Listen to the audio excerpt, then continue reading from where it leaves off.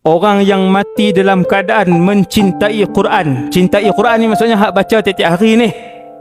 Bila dia tak sentuh Quran sehari, dia rindu, dia teringat.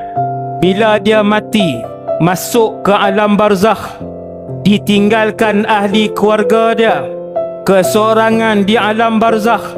Nabi kata sehingga kamu di alam barzakh mendengar bunyi tapak kasut meninggalkan kawasan perkuburan.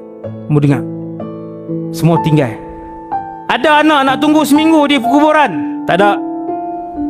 Ada bini kita nak tunggu seminggu? Tak ada. Kawan rapat kita nak tunggu seminggu? Tak ada. Semua pi, semua balik.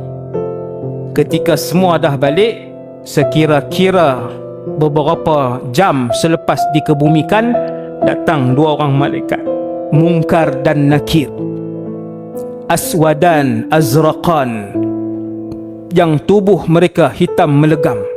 Orang yang mencintai Quran. Ingat ni, walaupun dia mati ada dosa, tapi dia hidup dengan Quran. Malaikat pun turun mai, malaikat nak labuh dia. Quran akan datang ketika itu. Nama surah yang mewakili orang yang mencintai Quran di alam barzakh adalah Suratul Mulk. Dia yang akan berdepan dengan malaikat. Dia kata tak boleh, Allah tugaskan aku untuk melindungi dia ni, sebab dulu dia baca aku dan dia menghidupkan diri kehidupan dia dengan Al-Quran.